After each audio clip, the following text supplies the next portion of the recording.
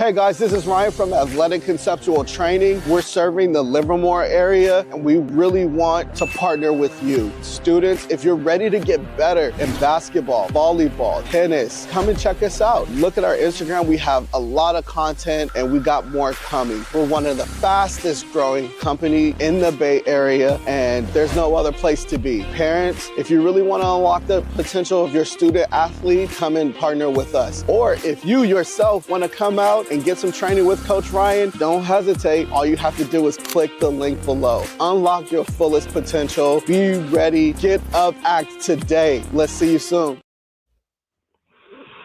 Hey everybody, thanks for joining with us today. Today's guest is someone who embodies resilience, purpose, and transformation.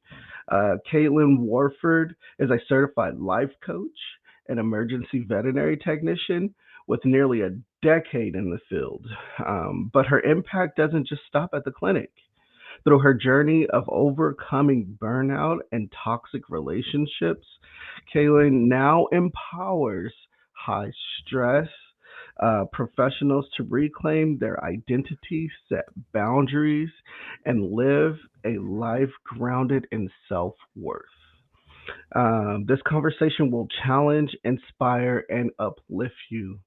Ladies and gentlemen, Katelyn Warford RVT CPC. Thank you for joining us today. Thank you. What an intro. I'm so flattered. Yeah. Well, let's just jump right in and get to know you. Let's start from the beginning. What originally drew you to veterinary medicine, and how did that passion evolve over the years? Yeah, I've always loved animals. I didn't have experience in like the science background with it, just mainly pets and all of that.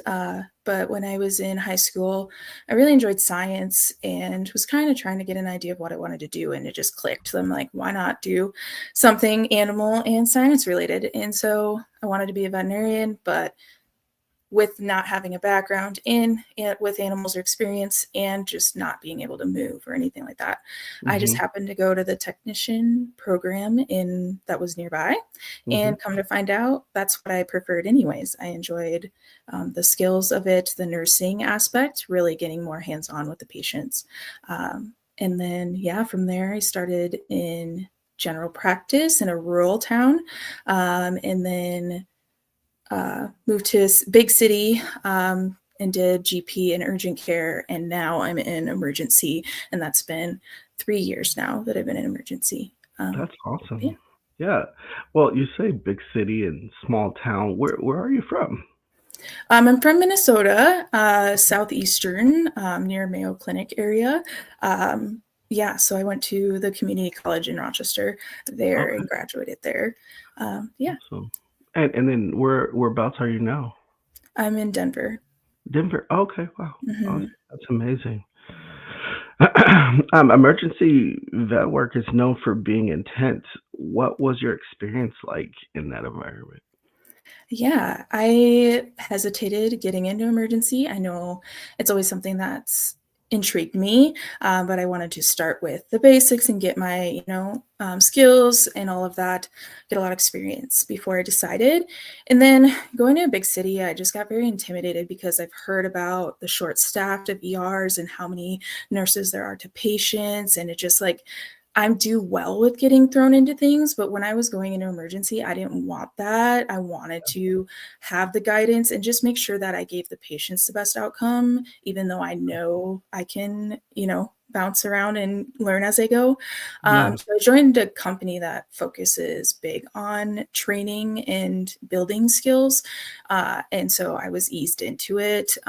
It didn't take me long, of course, to get used to it and ready to go, but I think joining that company where we are just ER based and don't have the specialty side. So we were able to just focus on just ER and not have to worry about the other departments or anything like that. This company sounds familiar. What company is this? Veg. Veg. Okay. Yeah. I hear lots of good things about Veg. At what point did you start to notice signs of burnout, and how did it begin affecting your personal identity? Yeah. I guess the initial start, I would say, would be COVID. There's a Mhm. lot of overworking, and we had a lot of, not only were we doing a lot with during the pandemic and people were getting a lot more pets and all of that, so our workloads were higher. It's just there was more client frustrations too because they weren't present with their pets as much, and there was just a lot of unknowns and things were scary. And so that kind of started the burnout. But also the clinic I was at got rid of their urgent care, and so I went back to the general practice side, and I was just, like, not being challenged, and so I was just kinda getting burned out on that aspect. And then I, of course, went into ER where it kind of lifted a little bit, but then it turned more into, because veg, I can get into it at some point, but what veg embodies, they very much encourage you and empowered you to be yourself and your true authentic self, and it got me to kind of start more getting burned out in my personal life, where I noticed I was not um, being as true to myself outside of work, where I was more inside of work, and noticed there was a balance that was off there. So then I had to work with that. And yeah, veg taught me, gave me a lot of, opened my eyes to a lot of things that I was missing out on in life for sure. Awesome. So, needless to say, we um, are big supporters of veg. Yes. Yeah. Okay. Mhm. Um, you've been open about healing from toxic relationships and burnout. What was the turning point that made you shift from surviving to transforming? Yeah. So obviously, I already mentioned veg a little bit. Going there, that started me seeking out, especially with the benefits they have. I seeked out getting an ADHD diagnosis, and then I started therapy and all of that because I noticed that there was something that I noticed my brain like worked. It was, the process of it was different than how most people thought or how they, did things. And so I wanted to figure out what, and I thought it was ADHD, wasn't sure. And so I got that. And then I have a lot of past childhood trauma with more emotional neglect. And so I never really learned how to process my emotions correctly. They Mhm. would get bottled up and I become a defensive and stuff like that. And then I went into a relationship where it was the same thing, emotional neglect, and I couldn't be my true self without feeling like I was, not accepted, or, what I who I was wasn't, the norm and who I shouldn't be. And so um I started to recognize that, and when I started at Veg and started doing those things and started doing different tools, from one, just recovering my childhood stuff and understanding it and realizing it's not my fault and all of that, and kind of getting through that, and then tackling the relationship part and ended up leaving that. And now, since then, like, everything has been pretty much smooth sailing. Of course, like, I have hiccups and we always will have hiccups, but that's where it started.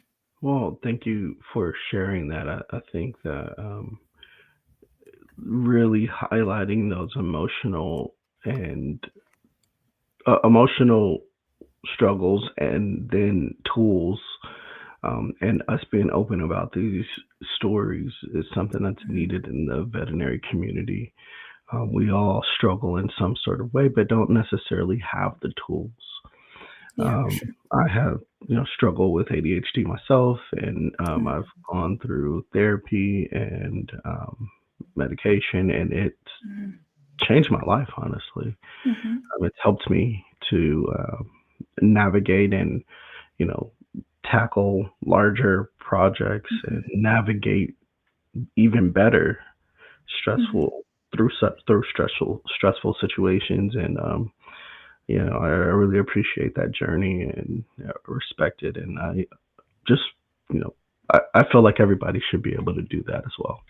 Yeah, 100%. And I also, like, one of the things that I'm really passionate about too is building an environment for, because VetMed's built around neurotypical people, and a lot of us are neurodivergent. And I think trying to get the exposure out there of like, hey, we need to be more open to that people learn different ways, or if, individuals come with concerns or like they need accommodations with things, being more open and having conversations about it. Because yeah, I've, especially in VetMed, like I've met the most amount of neurodiverse people I feel like I've have in a long time. And I feel like, yeah, we don't have those systems in place to take care of us and the way we think. Yeah. I really would like some of I love that our larger, um, only a couple of our larger veterinary companies um, are tackling this, but I would really love for smaller hospitals to take a leap forward and really Agreed. support this movement. And Agreed. you know what? I would even take a step and say and challenge you to come and join the movement that myself, um, Athletic Conceptual Training, and Katelyn with VetMed Life can join on with us and help promote this awareness and put your money where your mouth is and um, take care of your people, because what it is, it's a winning story. What you just heard, especially for me, is when you take care of these people and you help us navigate, you get so much more Yeah. back. It's actually a really good investment to invest in these, neurodivergent folks so that Yeah. we can do and be the best for you. Agreed. I also, to touch on that, like what I've noticed is that most of the people that are really good technicians or will be, they just need the right guidance, actually end up getting misunderstood and let go before they get this to see their true potential. And I've noticed that with a lot of new technicians. And as much as I tried to advocate for them, it's heartbreaking to see that they get let go because some people, like, they would get there's be miscommunications, and they would always or they would have a perceived notion on who they thought they were, and when it wasn't that way, there's just miscommunication. And so there's a lot of, like, we're losing a lot of good technicians if we don't and just staff in general, if we don't be open to that. Yeah. What inspired you to become a certified life coach? How did that training reshape your own healing process? Yeah, of course, therapy started there, and then I, in conjunction with therapy, started using podcasts that were from life coaches. I can name drop a few because they're totally the ones that helped me. Rob Dial's one. He is a great wellness life coach. And then Dr. Sarah Hensley was a great one for relationships. She helped me a lot through attachment styles. But those were the two big ones that really helped my journey too and progressed it even faster. But not only that, when one day, so I mentioned I left my relationship, so I'm getting divorced, and I have a 6-year-old son. And so being on my own now, I was trying to think of ways that I could, do something on the side that could help with me living on my own and supporting my son. And it just came up one day. I was just like, well, I like helping people. I've always wanted to do it on a bigger scale, but I've been always scared because my previous relationship hindered me from doing risky things.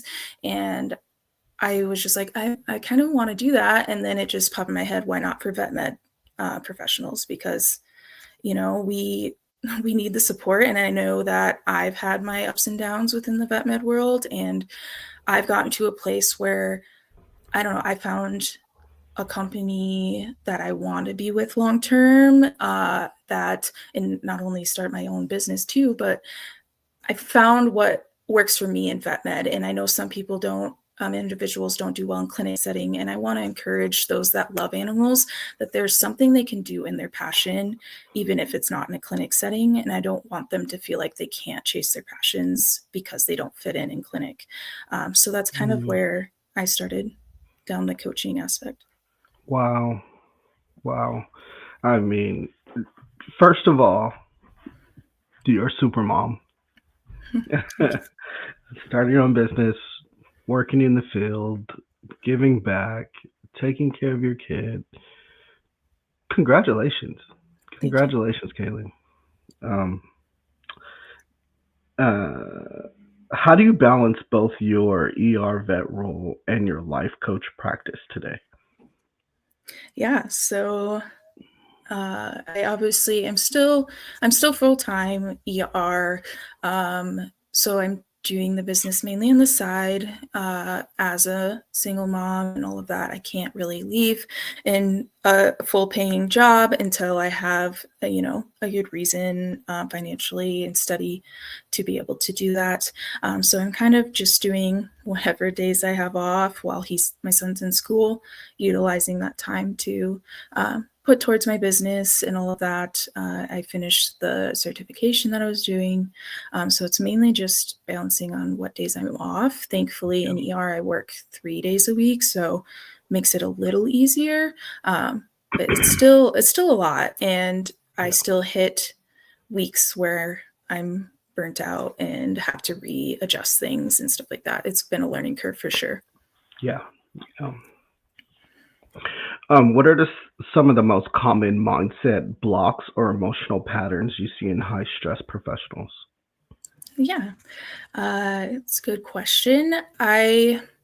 Just to be upfront, because I know I was this person too, that I notice a lot that individuals are scared to have conversations that resolve around conflict. There's a negative bias around conflict and having conversations, which I feel like goes back to a lot of us weren't taught how to process our emotions and how to ask questions and be curious. I did it myself where I had a victim mindset where I thought anything that was coming at me for feedback or anything like that was a hit on who I was, and that, I took it as a negative thing, and it really hurt me to where I'd become defensive.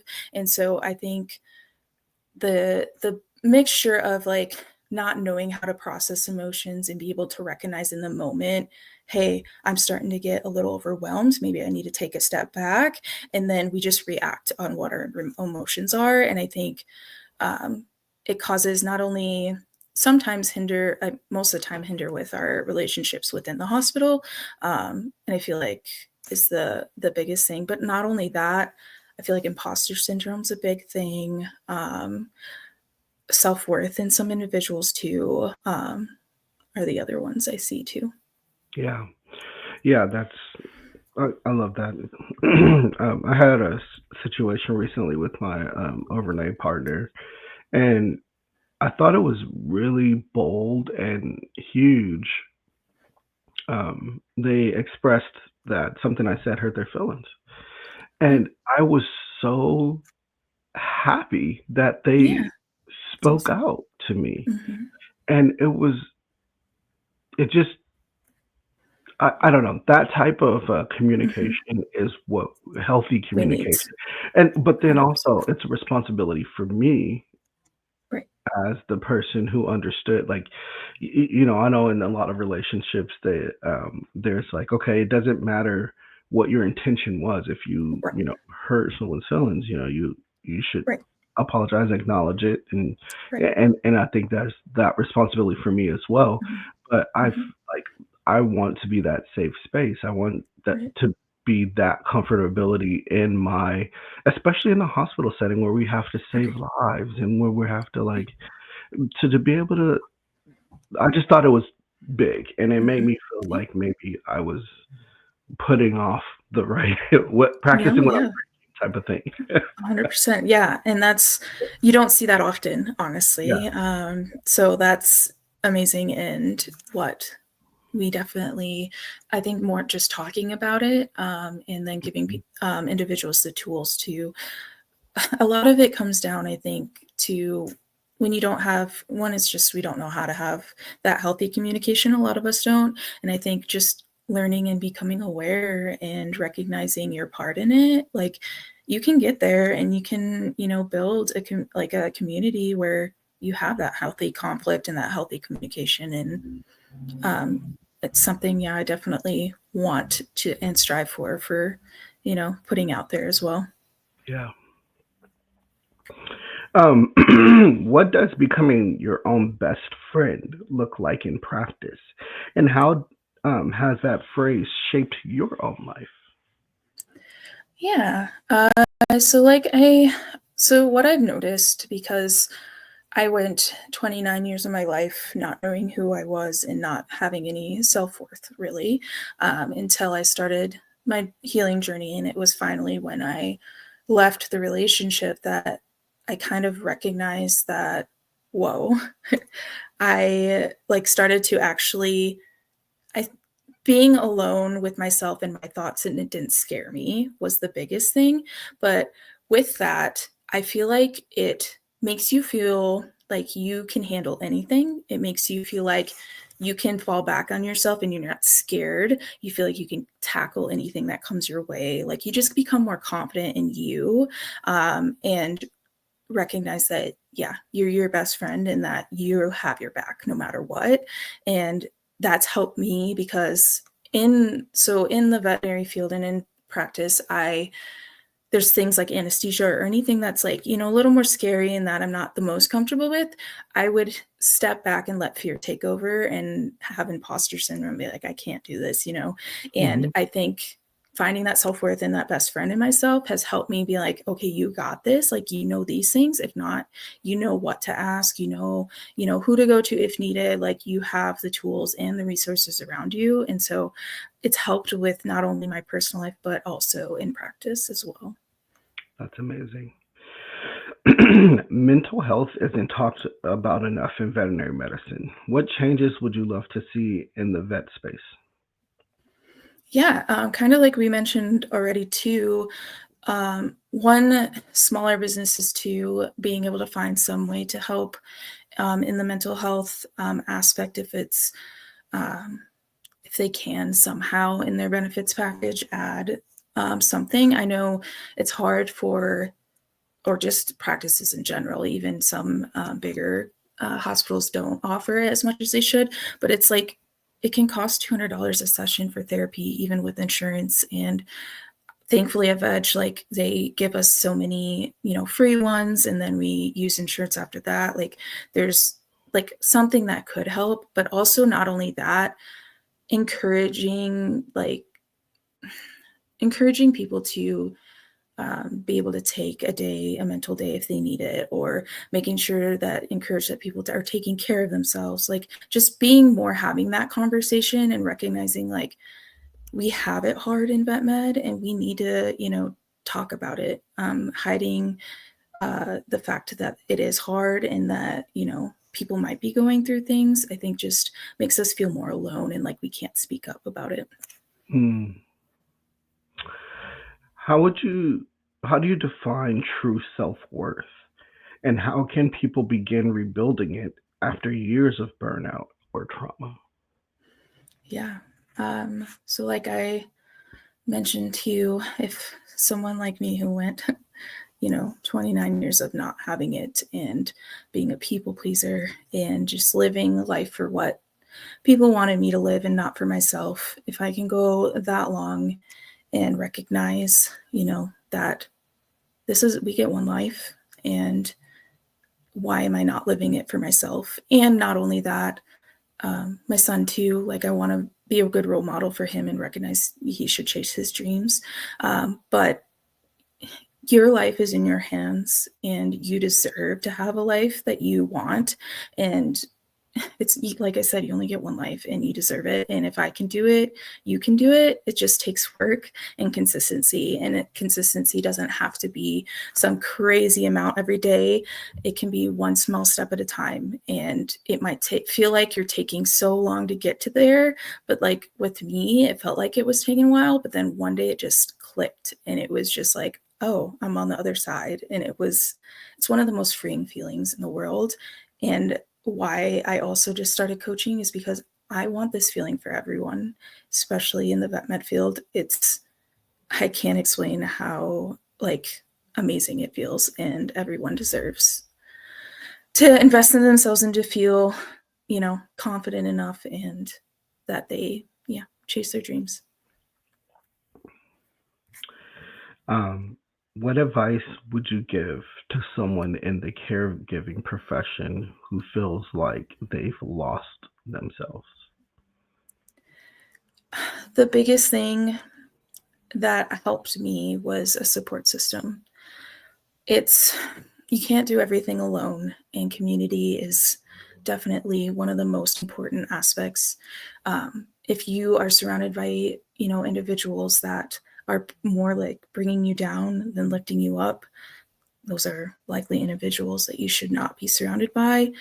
There are people that want to see you succeed and want to, that not only that, I was just thinking like, one thing that's helped me a lot with my self-worth is I think of the people that I'm closest with, what they think about me and what things they say to me, because most of the time we think the most negative things to ourselves, but the people that we love, what they say to us is what people truly see about us. And so me reminding myself of what others say to me and what they think of me has also helped me in that journey of, becoming more confident in myself and reminding myself that, maybe I'm not, I came out of my being lost in that way, but support was the biggest thing. I definitely, like, that could be in coaching too. If you feel like your hospital, you don't have the access there, or if it's communities online that you find or anything like that, or if you have trusted friends too, community, I definitely, in support was the biggest thing for me. And then just seeking anything to make me feel better. Well, in ending, how can people connect with Vet Med Life Coach LLC? And how can they learn more or get coaching support from you?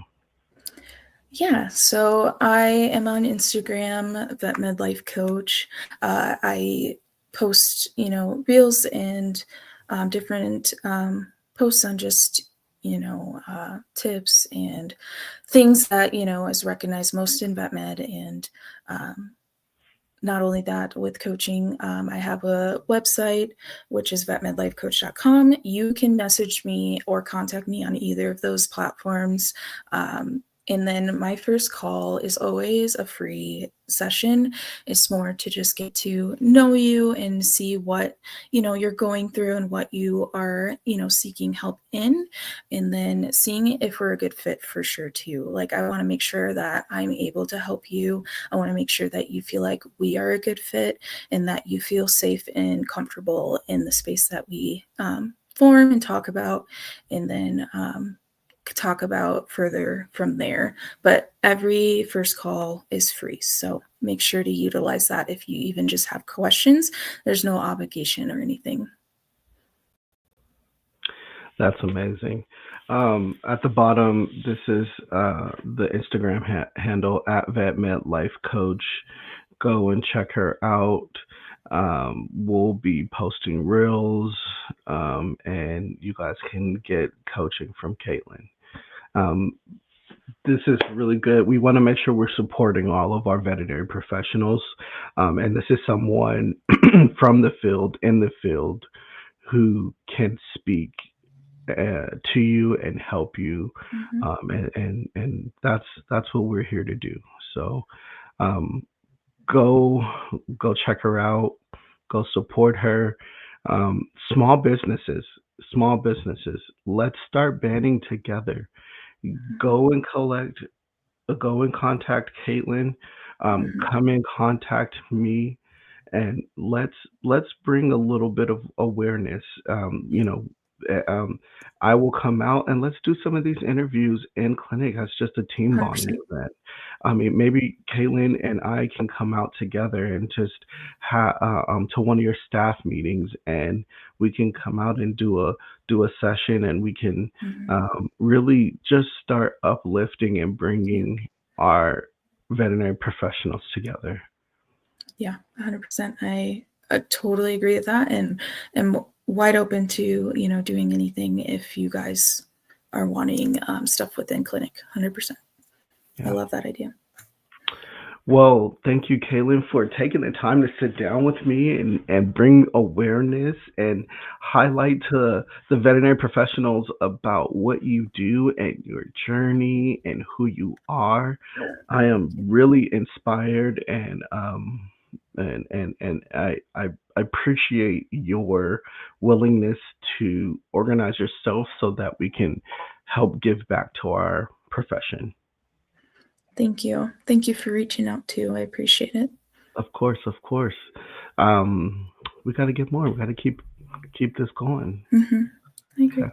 Yeah. All right, ladies and gentlemen, this is Coach Ryan from Athletic Conceptual Training with our veterinary professional segment. We're going to continue to push to unify our profession. You have Katelyn here, life coach.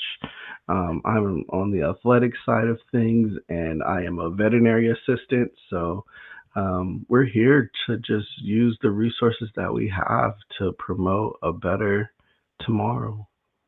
Yes. Thank you, Katelyn. Thank you. Hey guys, this is Ryan from Athletic Conceptual Training. We're serving the Livermore area, and we really want to partner with you. Students, if you're ready to get better in basketball, volleyball, tennis, come and check us out. Look at our Instagram. We have a lot of content, and we got more coming. We're one of the fastest growing company in the Bay Area, and there's no other place to be. Parents, if you really want to unlock the potential of your student athlete, come and partner with us. Or if you yourself want to come out and get some training with Coach Ryan, don't hesitate. All you have to do is click the link below. Unlock your fullest potential. Be ready. Get up, act today. Let's see you soon.